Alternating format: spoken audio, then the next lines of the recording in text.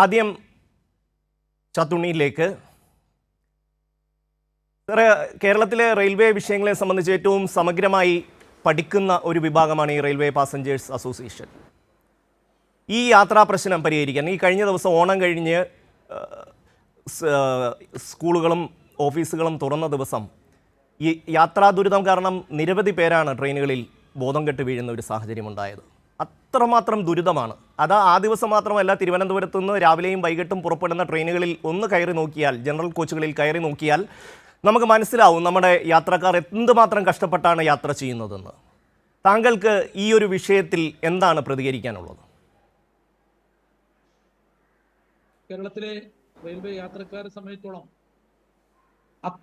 അത്യന്തം ഒരു പ്രതിസന്ധിയിലൂടെയാണ് കടന്നു പോകുന്നത്.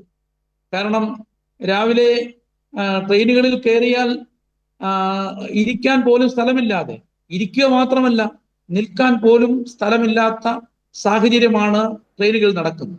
അത് രാവിലെ പ്രധാന നഗരങ്ങളിലേക്ക്, ഇപ്പോൾ കൊല്ലത്ത് നിന്ന് തിരുവനന്തപുരത്തേക്കും അതുപോലെ തന്നെ കോട്ടയത്തു നിന്നും എറണാകുളത്തേക്കും പോകുന്ന മിക്ക ട്രെയിനുകളും തിങ്ങി നിറഞ്ഞാണ് പോകുന്നത്. ഇവിടെ നമുക്കെപ്പോഴും കേരളത്തിലെ റെയിൽവേ സംവിധാനത്തെ കുറിച്ച് ചർച്ച ചെയ്യുമ്പോൾ ദീർഘദൂര ട്രെയിനുകളെ സംബന്ധിച്ചാണ് ഇവിടെ ചർച്ചകൾ വ്യാപകമായി നടക്കാറുള്ളത്.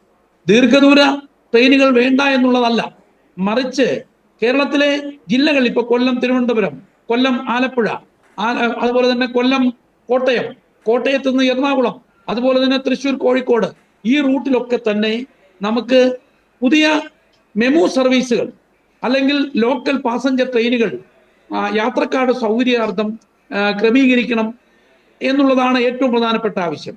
അതോടൊപ്പം റെയിൽവേ യാത്രക്കാരോട്, സ്ഥിരമായി യാത്ര ചെയ്യുന്ന യാത്രക്കാരോട് റെയിൽവേ ഒരു പ്രതികാര മനോഭാവത്തോടു കൂടിയാണ് പെരുമാറുന്നത്. കാരണം മിക്ക ദിവസങ്ങളിലും 10 മണിക്ക് എത്തേണ്ട ട്രെയിൻ അല്ലെങ്കിൽ 9:30 എത്തേണ്ട ട്രെയിനുകൾ മിക്ക ദിവസങ്ങളിലും വൈകിയാണ് വരുന്നത്. ആ വൈകി വരുന്നതിന് പല കാരണങ്ങൾ പറയുന്നുണ്ട്.